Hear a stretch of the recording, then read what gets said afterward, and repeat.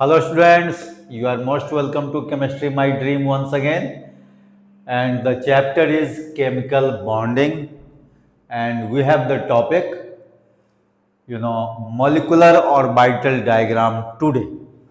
तो आज के लिए जो टॉपिक हमारा होगा वो होगा मॉलिकुलर ऑर्बिटल डायग्राम। लेकिन ये जो टॉपिक लिखा हुआ है ये लास्ट क्लास का टॉपिक लिखा हुआ है, जो मॉलिकुलर ऑर्बिटल थ्योरी था, दैट वाज गिवन बाय मिल्कन। और उसमें हमने आपको बताया था कि वैलेंस बॉन्ड थ्योरी में कोई लिमिटेशन था ऑक्सीजन मॉलिक्यूल को लेकर के, क्योंकि वो वैलेंस बॉन्ड थ्योरी के हिसाब से ऑक्सीजन मॉलिक्यूल डायमैग्नेटिक कैरेक्टर का होता है ना। लेकिन एक्सपेरिमेंटली क्या है, वो पैरामैग्नेटिक कैरेक्टर का है। इसीलिए मॉलिकुलर ऑर्बिटल थ्योरी इंट्रोड्यूस किया गया और बाद में ये पता चला कि नहीं, ऑक्सीजन जो है वो पैरामैग्नेटिक कैरेक्टर ही होगा। जो यहाँ पर देखिए ऑक्सीजन का मॉलिकुलर ऑर्बिटल कॉन्फ़िगरेशन दिया हुआ है और 2 इलेक्ट्रॉन जो है यहाँ पर खास करके pi star 2px and pi star 2py में एक एक इलेक्ट्रॉन है जो अनपेयर्ड है, and that is why oxygen molecule is paramagnetic in nature. इसके बाद 1-2 क्वेश्चन और भी था। बॉन्ड ऑर्डर पर देखिए सबका बॉन्ड ऑर्डर निकाला हुआ है। इसमें था कि बेरिलियम का जो है बॉन्ड ऑर्डर 0 होता है, इसीलिए बेरिलियम मॉलिक्यूल एग्जिस्ट नहीं करता है। तो किसी भी मॉलिक्यूल का अगर बॉन्ड ऑर्डर 0 हो तो वो मॉलिक्यूल एग्जिस्ट नहीं करता है, एक वो भी मालूम हो गया। दूसरी बात, greater the bond order greater will be the stability and bond dissociation energy and smaller will be the bond length. ये जो है हम लोगों ने देखा। और ख़ास करके एक इम्पॉर्टेंट क्वेश्चन यहाँ पर है, H2 plus and H2 minus have the same bond order. देख रहे हैं 0.5 0.5 है ना, लेकिन दोनों की स्टेबिलिटी में डिफरेंस है। H2 plus is more stable than H2 minus because H2 plus has no anti bonding whereas H2 minus has 1 anti bonding molecular orbital. तो चलिए ये थोड़ा सा मैं रिकैप कर दिया। इसके बाद जो हम लोग देखेंगे वो होगा मॉलिकुलर ऑर्बिटल डायग्राम। तो मॉलिकुलर ऑर्बिटल डायग्राम जो है वो अब हम लोग मॉलिकुलर ऑर्बिटल थ्योरी में देखेंगे। और इसके बाद जो है 1-2 पॉइंट और होगा जो मैं आपको बाद में बताता हूँ, जैसे फजन्स रूल सब होगा वहाँ पर, है ना, वो हम लोग बाद में बात करते हैं। जरा पहले मॉलिकुलर ऑर्बिटल डायग्राम देख लेते हैं। अब देखिए ये मॉलिकुलर ऑर्बिटल डायग्राम क्या होता है। कहता है कि इसमें ये जो ओवरलैपिंग ऑफ एटॉमिक ऑर्बिटल्स है टू फॉर्म मॉलिकुलर ऑर्बिटल, उसको दिखाया जाता है कि कैसे ये मॉलिकुलर ऑर्बिटल्स बने हैं, बॉन्डिंग मॉलिकुलर ऑर्बिटल और एंटी बॉन्डिंग मॉलिकुलर ऑर्बिटल। जैसा कि हमने पहले ही लिखा था कि molecular orbital theory is based on linear combination of atomic orbitals. तो अब तक तो हम लोगों ने मॉलिकुलर ऑर्बिटल कॉन्फ़िगरेशन देखा और ओवरलैपिंग तो देखा नहीं। तो अब आपको पता चलेगा कि किस तरह से जो है एटॉमिक ऑर्बिटल्स ओवरलैप करके bonding and anti bonding molecular orbital को फॉर्म करता है। तो देखिए इसके लिए हमारे पास में किस तरह से अरेंजमेंट है। मैं इस तरह से लेफ्ट टू राइट चलता हूँ। तो लेफ्ट टू राइट में देखिए हम लोग पहले फर्स्ट सेट के लिए काम कर लेंगे। ये हो जाएगा एटॉमिक ऑर्बिटल। यहाँ से हम शुरू करते हैं। ये देखिए ये हम लोग लिखते हैं एटॉमिक ऑर्बिटल के लिए, और ये दोनों जब ओवरलैप करते हैं तो बीच में मॉलिकुलर ऑर्बिटल का पिक्चर बनाते हैं। ध्यान दीजिएगा, ठीक है। तो ये हो जाएगा 1s, ये भी 1s, तो ये हो जाएगा सिग्मा 1s और ये हो जाएगा सिग्मा 2s, ठीक है। सिग्मा स्टार 1s, सॉरी, ये हो जाएगा, क्योंकि 2 बनेगा ना, एक बनेगा बॉन्डिंग मॉलिकुलर ऑर्बिटल और दूसरा बनेगा एंटी बॉन्डिंग मॉलिकुलर ऑर्बिटल। तो ये हो जाएगा सिग्मा स्टार 1s। ठीक है, इसी तरह से दूसरा जो होगा, देखिए ये हो जाएगा 1s के बाद 2s, फिर यहाँ भी आपको सामने में दिखाई देगा, ये हो जाएगा 2s। ठीक है, और ये दोनों जैसे मान लीजिए कि इससे ये बना, तो हम लोग इसको क्या कर देते हैं, ऐसे ज्वाइन कर देते हैं। इससे पता चलता है कि 1s ऑर्बिटल जो है ओवरलैप किया, जिसमें एक जो है sigma 1s bonding molecular orbital और sigma star 1s anti bonding molecular orbital बना।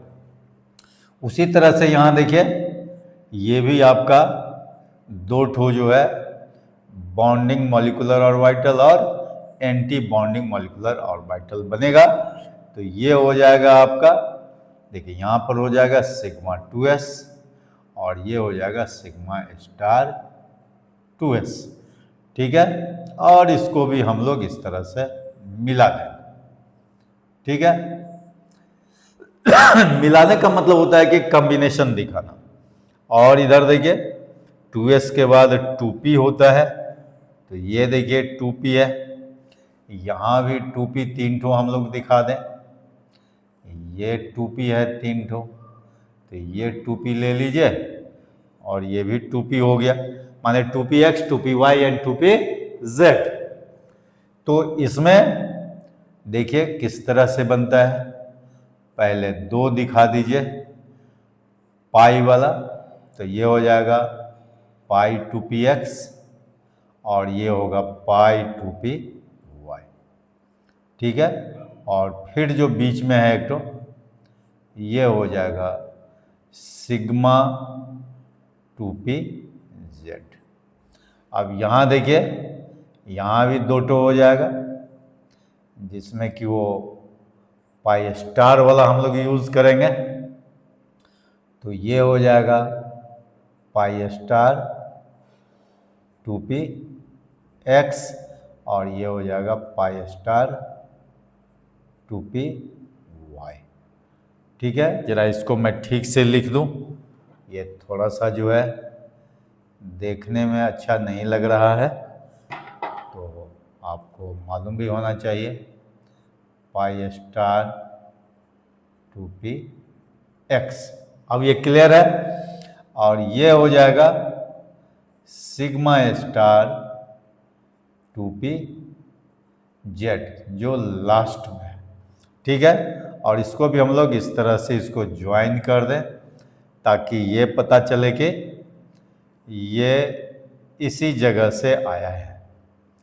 ठीक है, इसको ऐसे ज्वाइन कर दें हम लोग, ये देखिए। ठीक है, तो ये हो गया आपका मॉलिक्यूलर ऑर्बिटल डायग्राम। ठीक है, अब इस मॉलिक्यूलर ऑर्बिटल डायग्राम के थ्रू आपको जो भी मॉलिक्यूल का कॉन्फ़िगरेशन करना है आराम से हम लोग कर लेंगे। जैसे देखिए, सपोज कीजिए कि नाइट्रोजन का हमको करना है। ठीक है, तो नाइट्रोजन के लिए आप जानते हैं, पहले हम लोग एटॉमिक ऑर्बिटल में भर लेंगे, तो 1s2 2s2 2p3 आप जानते हैं, और दूसरे नाइट्रोजन का भी वही होगा, क्या हो जाएगा 1s2 2s2 और ये हो जाएगा 2p3, कोई प्रॉब्लम नहीं। ठीक है, अब देखिए, अब कहता है कि ये 1s2 और 1s2 ये क्या करेगा, ओवरलैप करेगा। तो ओवरलैपिंग किस तरह से होगा, linear combination of atomic orbital, है ना, LCAO के थ्रू होगा, जिसमें एडिशन होगा और सब्ट्रैक्शन होगा। तो ये एडिशन ऑफ ऑर्बिटल क्या दे रहा है, bonding molecular orbital, that is sigma 1s2 हो जाएगा। तो देखिए, ये हो गया सिग्मा 1s2, ये हो गया सिग्मा स्टार 1s2। तो ये जो 4 इलेक्ट्रॉन है एटॉमिक ऑर्बिटल में, उसको हम लोग मॉलिक्यूलर ऑर्बिटल में किस तरह से भरते हैं, ये मालूम हो गया। सिमिलरली 2s 2s का जो कॉम्बिनेशन होगा, पहले एडिशन के लिए, फिर दूसरा सब्ट्रैक्शन के लिए, जिसमें एंटी बॉन्डिंग मॉलिक्यूलर ऑर्बिटल बनेगा। तो इस तरह से हो जाएगा। और ये तीन तीन जो 2p3 जो है, ये जो ओवरलैप करेगा, तो देखिए पहले यहां पर जानते हैं कि नाइट्रोजन के केस के लिए हम लोग यहां पर दिखला देते हैं फॉर N2 मॉलिक्यूल। अभी हम लोग किसके लिए काम कर रहे हैं? नाइट्रोजन मॉलिक्यूल के लिए। ठीक है, तो जरा देखिए इसमें किस तरह से भरेगा। इसमें देखिए तरीका है कि पहले एक एक करके आएगा, ऐसे ही भर देते हैं। देखिए पहले एक एक करके आएगा, फिर क्या होगा, ये पेयरिंग शुरू होगा। यहीं से देखिए एक से पहले, फिर इसमें आएगा, फिर यहां पर पेयरिंग शुरू होगा। क्लियर? देख रहे हैं आप? तो ये तो दोनों का एनर्जी सेम है, इसीलिए किसी में भी पहले भर सकते हैं, लेकिन पहले singly then pairing takes place with opposite spin. तो 4 इलेक्ट्रॉन इसमें आ गया। अब आपके पास में 2 इलेक्ट्रॉन बचा है, तो देखिए सिग्मा 2pz में भी 2 इलेक्ट्रॉन के लिए जगह है और वो हो गया। ठीक है, तो इस तरह से बाकी जो इधर ऑर्बिटल देख रहे हैं मॉलिक्यूलर ऑर्बिटल 3 ठो, जिसमें कि pi star 2px, pi star 2py and sigma star 2pz, वो खाली रहेगा क्योंकि उसके लिए तो इलेक्ट्रॉन है ही नहीं, तो वो ऐसे ही बैक एंड पड़ा हुआ रहेगा। तो ये जो हो गया वो N2 मॉलिक्यूल का मॉलिक्यूलर ऑर्बिटल कॉन्फ़िगरेशन हुआ, बल्कि मॉलिक्यूलर ऑर्बिटल डायग्राम। कॉन्फ़िगरेशन तो हम लोग पहले ही लिख लिए थे, ये मॉलिक्यूलर ऑर्बिटल डायग्राम हुआ।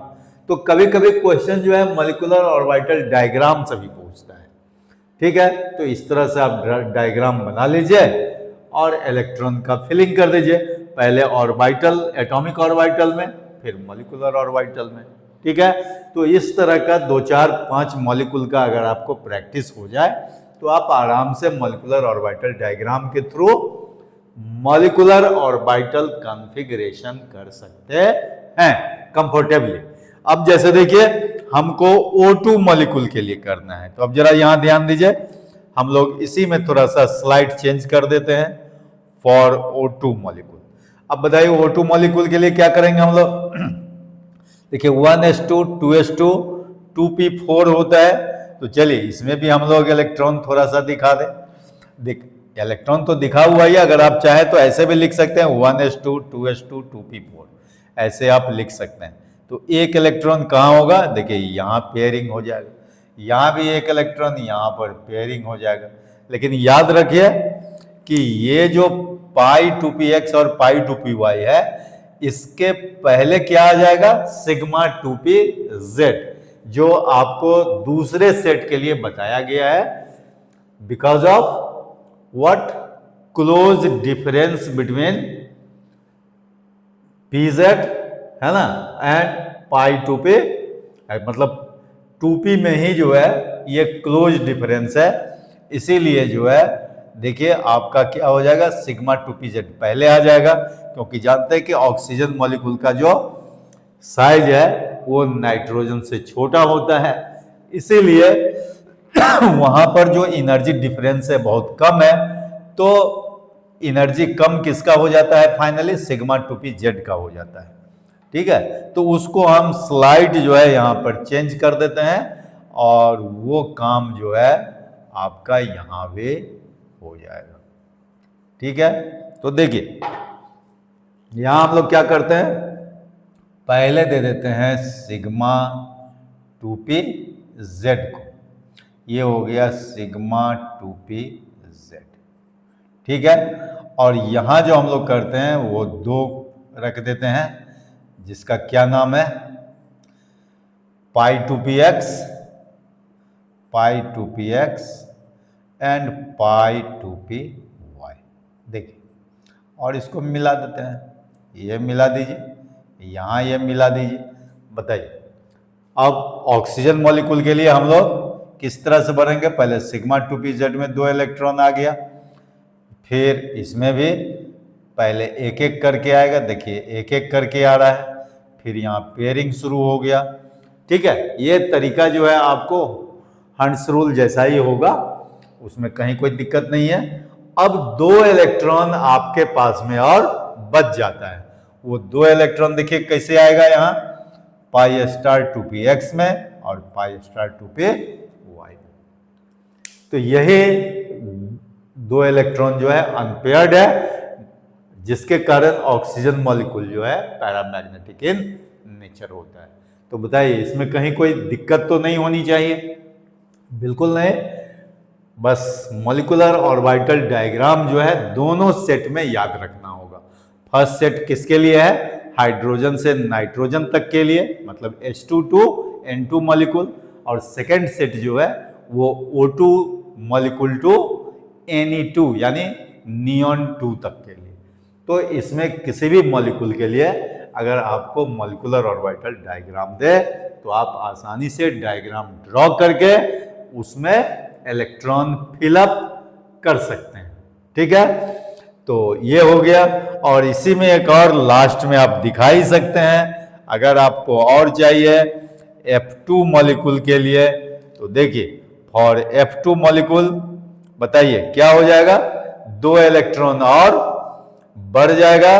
तो देखिए एक यहां आ गया, एक यहां चला जाएगा और इसमें एक एक इलेक्ट्रॉन यहां आ जाएगा। तो बोलिए F2 मॉलिक्यूल के लिए भी हो गया। और फाइनली अगर नियॉन 2 तक के लिए करेंगे तो यहां पर 2p6 एक एक इलेक्ट्रॉन और बढ़ जाएगा और लास्ट में सिग्मा स्टार 2pz में भी 2 इलेक्ट्रॉन हो जाएगा। तो कहने का मतलब है कि आप मॉलिक्यूलर ऑर्बिटल डायग्राम के थ्रू मॉलिक्यूलर ऑर्बिटल कॉन्फ़िगरेशन कर सकते हैं और वहां भी आपको बॉन्ड ऑर्डर निकालना हो, है ना, तो वो आसानी से निकाल सकते हैं। ठीक है, अब जैसे देखिए ये फ्लोरीन मॉलिक्यूल के लिए हो गया। अगर इसके लिए बॉन्ड ऑर्डर निकालना होगा तो आप क्या करेंगे, bond order of F2 molecule is equal to देखिए half into bonding molecular orbital minus anti bonding. तो बॉन्डिंग में गिन लीजिए, विदाउट स्टार वाले में देख लीजिए 2 2 4 2 6 और ये 6 4 10 हो गया, है ना। तो 10 हो जाएगा ये, और बाकी 8 जो है वो क्या हो जाएगा आपका, बोलिए, एंटी बॉन्डिंग में हो जाएगा। तो दिस इज इक्वल टू 1 हो जाएगा। इसका मतलब है फ्लोरीन फ्लोरीन के बीच में सिंगल बॉन्ड होगा। ठीक है, तो इस तरह से आपका बॉन्ड ऑर्डर मिल जाता है। ठीक है, तो ये हो गया आपका मॉलिक्यूलर ऑर्बिटल डायग्राम। ठीक है, इसको हम इरेज करते हैं।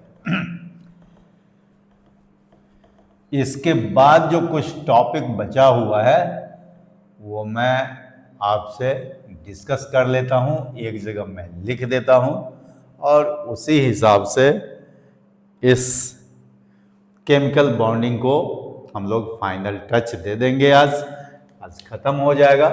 देखिए एक आता है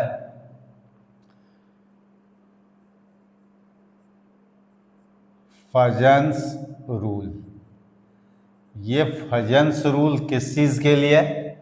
तो ये कहता है कि partial covalent character of ionic compound, ये partial covalent character of ionic compound, ionic compound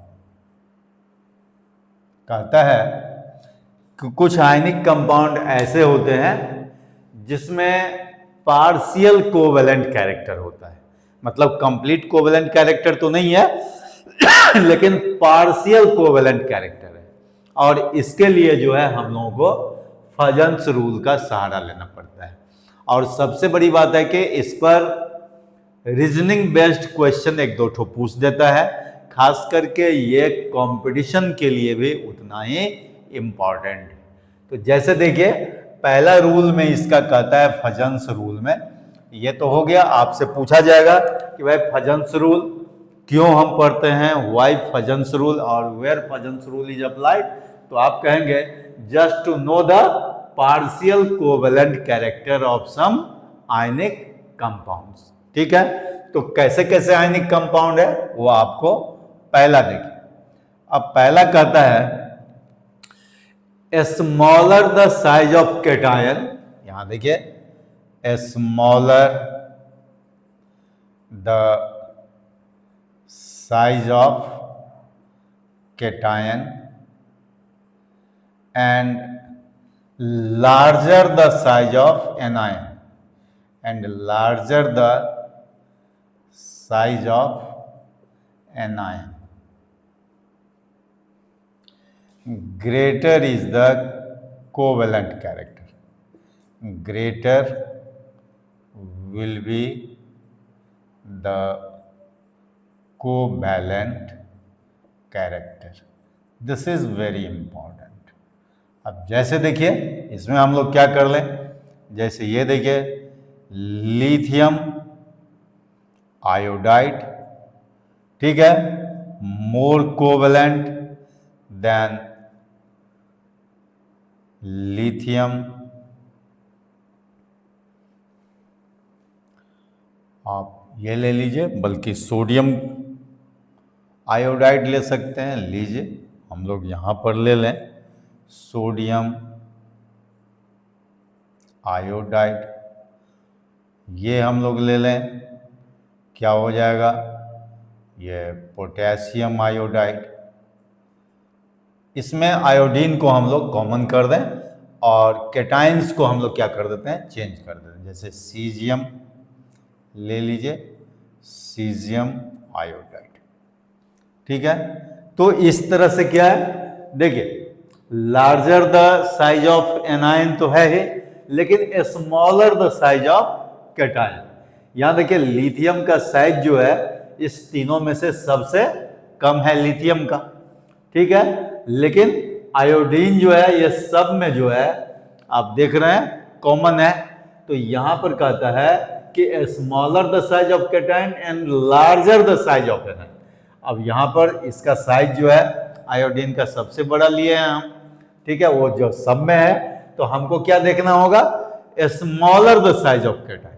तो smaller the size of cation is lithium, है ना, तो लिथियम का सबसे कम है, इसके बाद सोडियम का है, देन पोटेशियम, देन सीजियम, क्योंकि ये जो है ग्रुप 1 का एलिमेंट है और टॉप टू बॉटम क्या होता है, साइज बढ़ते जाता है, ठीक है। तो यहां पर लिथियम आयोडाइड का जो है कोवेलेंट कैरेक्टर सबसे ज्यादा होगा। तो यहां पर हम लोग लिखेंगे decreasing order of covalent character. क्या लिख देंगे, decreasing order of covalent character, ठीक है, ये हो गया। अब दूसरा देखिए इसका जस्ट ऑपोजिट हो जाएगा, क्या हो जाएगा, लार्जर द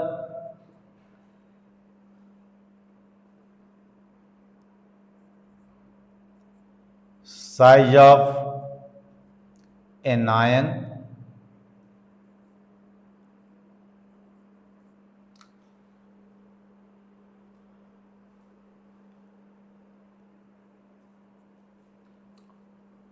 ठीक है। अब यहां हम लोग जो है larger the size of anion, अब है कि हम लोग एनाइन को क्या करेंगे, फिक्स कर देंगे, larger the size of anion, a smaller the size of cation, है ना, देखिए lower will be the covalent character। देखिए क्या है, larger the size of anion, smaller the size of cation, ठीक है।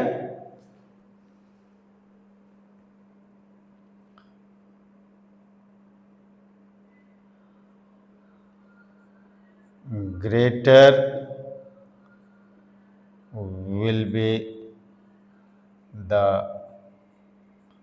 covalent character, जरा इसको थोड़ा सा हम लोग देख लें पहले, इसके बाद रेक्टिफाई करेंगे। तो देखिए, larger the size of anion.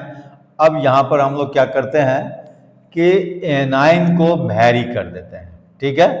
जैसे मान लीजिए यहाँ हम लोग अगर लिथियम आयोडाइड ले लेते हैं, तो अब हम लोग क्या कर दें, देखिए ये हम लोग ले लें लिथियम ब्रोमाइड कर दें, फिर हम लोग लिथियम क्या ले लें, क्लोराइड कर दें, फिर हम लोग लिथियम फ्लोराइड कर दें। देखिए जरा इसको, ठीक है। अब क्या है, अभी इस समय में लिथियम जो है ये कॉमन हो गया, और वैरी क्या कर रहा है, वैरी कर रहा है एनायन, है ना, आयोडीन, ब्रोमीन, क्लोरीन और फ्लोरीन। तो यहां पर क्या हो जाएगा, कहता है कि larger the size of anion, ठीक है, and smaller the size of cation. अब कैटायन सब में स्मॉलर ही है, तो वहां पर क्या हो जाएगा, हम लोगों का greater will be the covalent character. मतलब lithium iodide is more covalent than lithium bromide, is more covalent than lithium chloride, is more covalent than lithium fluoride होता है, ठीक है। तो ये हो गया decreasing order of covalent character, decreasing order of covalent character, ठीक है। तो इस तरह से कहता है कि फजन्स रूल अप्लाई करके हम लोग रेडियस, ये कोवेलेंट कैरेक्टर के, है ना, यहाँ लिखा हुआ है partial covalent character of ionic compound. तो they are all ionic compound but they have some partial, है ना, कोवेलेंट कैरेक्टर, और वो फजन्स रूल से इस तरह से हम लोग याद करते हैं और इसको अरेंज करते हैं, ठीक है। तो ये हो गया फजन्स रूल की बात। इसके बाद अगर इसमें कोई कंफ्यूजन होगा तो फिर जो है हम लोग इसको डिस्कस कर लेंगे रीजनिंग के थ्रू। बहुत ही क्वेश्चन है, वो मैं आपको क्वेश्चन दूंगा, ठीक है। इसके बाद इसमें जो है एक आता है लैटिस एनर्जी करके। अब जरा इसको देख लेते हैं कि ये लैटिस एनर्जी और एंथैल्पी, और एंथैल्पी ये क्या होता है। Lattice enthalpy of an ionic compound, ionic compound, ठीक है। इसके लिए भी थोड़ी सी जानकारी हम लोग। अब ये लैटिस एंथैल्पी क्या होता है, कहता है कि amount of energy released when 1 mole of an ionic compound is formed from its constituent ions, है ना, तो उसको हम लोग क्या बोलते हैं, लैटिस एनर्जी बोलते हैं। अब जैसे मान लीजिए कि आपको लैटिस एनर्जी डिटरमाइन करना हो किसी भी आयनिक कंपाउंड का, तो इसके लिए हमारे पास में क्या है, एक जो है ये फॉर्मूला है, बल्कि एक साइकिल के तहत है, और वो है बॉर्न हेवर साइकिल, बॉर्न हेवर साइकिल। अब ये बॉर्न हेवर साइकिल के द्वारा हम लोगों को क्या मिल जाएगा, लैटिस एनर्जी का वैल्यू मिल जाएगा। लैटिस एनर्जी के लिए हमने आपको बताया ही है, क्या होता है, amount of energy released when 1 mole of an ionic compound is form from its constituent ions, ठीक है। तो देखते हैं हम लोग बॉर्न हेवर साइकिल कैसे हेल्प करता है लैटिस एंथैल्पी कैलकुलेट करने में, लैटिस एंथैल्पी को डिटरमाइन करने में। तो देखिए फॉर एग्जांपल हम लोग ले लेते हैं कि हम लोग NaCl, ये देखिए सोडियम क्लोराइड, ये सोडियम क्लोराइड को हम लोग बनाना चाह रहे हैं। सोडियम क्लोराइड कैसे बनता है वो देखिए। तो सोडियम क्लोराइड के लिए ये हम लोग कंसीडर कर रहे हैं, एग्जाम्पल है फॉर्मेशन ऑफ सोडियम क्लोराइड। तो देखिए सोडियम क्लोराइड जो आपका बनेगा, ध्यान देंगे, ये कहता है पहले हम लोग सोडियम जो है, ये तो सॉलिड फॉर्म में है, इस सोडियम को हम लोग गैसियस फॉर्म में कन्वर्ट करेंगे डायरेक्टली, तो ये क्या हो जाएगा बताइए, इसमें जो है डेल्टा देखिए सब्लिमेशन इंथैल्पी काम करेगा। क्या काम करेगा? Sublimation enthalpy. इसको हम लोग डेल्टा SUB लिख देते हैं सब्लिमेशन के लिए, और यहाँ H दे देते हैं।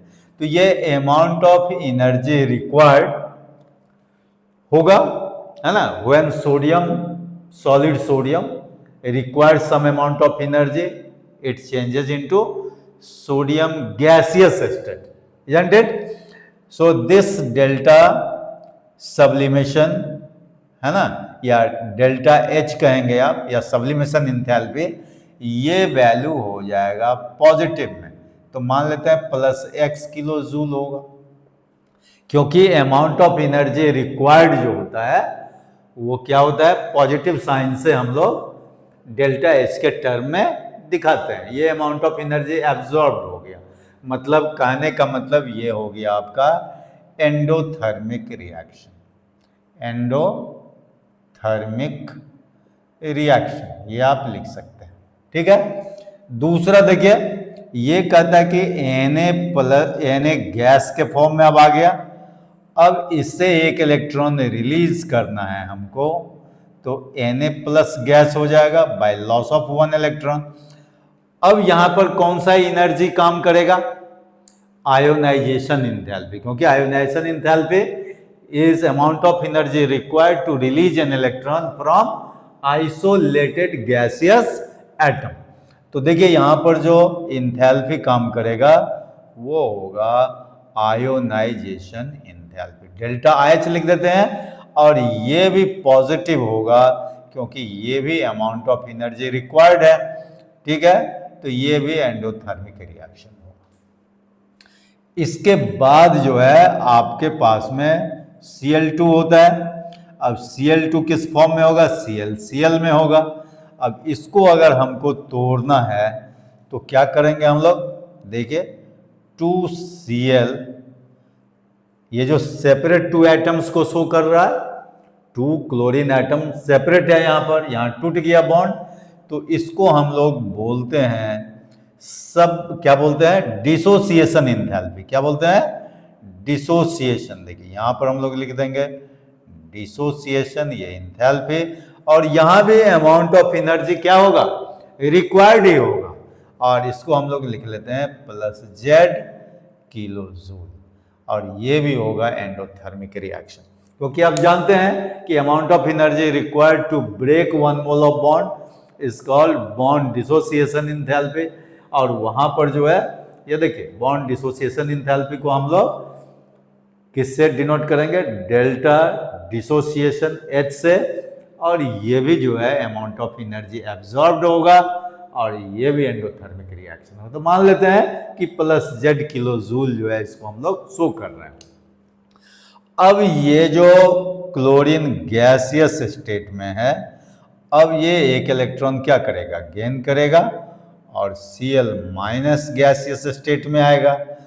तो यहां बतलाइए क्या होगा? When electron is added to an isolated gaseous atom, the amount of energy released, यहां पर क्या होता है? The amount of energy released is called electron gain enthalpy। तो डेल्टा EgH बोलते हैं इसको, और ये हो जाएगा -P लिख देते हैं यहाँ पर, P किलो जूल लिख देते हैं, क्योंकि ये हो गया एक्सोथर्मिक रिएक्शन, एक्सोथर्मिक रिएक्शन। क्यों? क्योंकि ये अमाउंट ऑफ एनर्जी क्या है? रिलीज्ड होता है, इसीलिए। अब आपके पास में देखिए Na प्लस गैसियस स्टेट में, और ये Cl माइनस गैसियस स्टेट में, तो दोनों मिलकर के क्या हो जाएगा? NaCl सॉलिड हो जाएगा, और यहाँ पर जो इंथैल्पी काम करेगा इसको ही हम लोग बोलेंगे लैटिस एंथैल्पी। और इसका वैल्यू मान लीजिए हमने लिख दिया, क्या हो जाएगा, -Q किलो जूल, क्योंकि ये भी एनर्जी क्या होता है, रिलीज्ड होता है, और ये भी हो जाएगा एक्सोथर्मिक रिएक्शन। तो अब अगर मान लीजिए ओवरऑल एनर्जी का वैल्यू अगर आपका दे दिया, चाहे वो एब्जॉर्ब हो या रिलीज्ड हो, टोटल अमाउंट ऑफ एनर्जी दे दिया, और साथ साथ मान लीजिए एंडोथर्मिक, ये जो आपका है x का वैल्यू, y का वैल्यू, z का वैल्यू, p का वैल्यू, ये अगर आपका दिया हुआ है, तो बताइए q का वैल्यू हम लोग निकाल लेंगे कि नहीं, आराम से निकाल लेंगे। तो अगर टोटल अमाउंट ऑफ एनर्जी दिया हुआ रहे तो हम लोग क्या करेंगे, इस टोटल को पहले ऐड कर लेंगे, तो जितना टोटल दिया रहेगा उसके इक्वल हो जाएगा। इसके बाद ये इंडिविजुअल वैल्यू जो x, y, z और p का दिया रहेगा, तो q का वैल्यू ऑटोमेटिकली निकल जाएगा। तो आप लिख सकते हैं कि नाउ लैटिस एंथैल्पी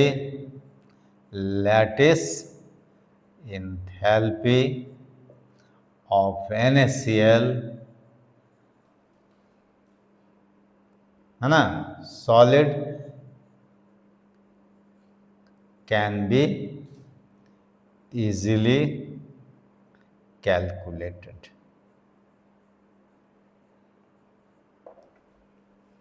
ठीक है, तो इस तरह से जो है लैटिस एंथैल्पी भी हो गया।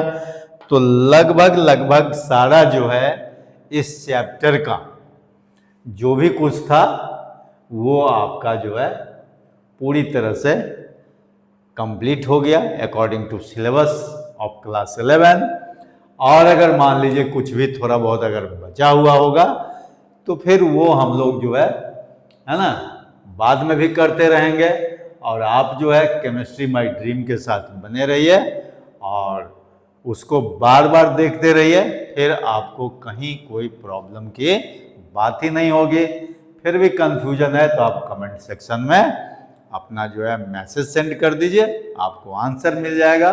और धीरे धीरे नोट्स की जो बात होती है वो भी हम कोशिश करेंगे कि अपने चैनल के माध्यम से आपको सप्लाई कर दें। Okay, thank you, be healthier and safe.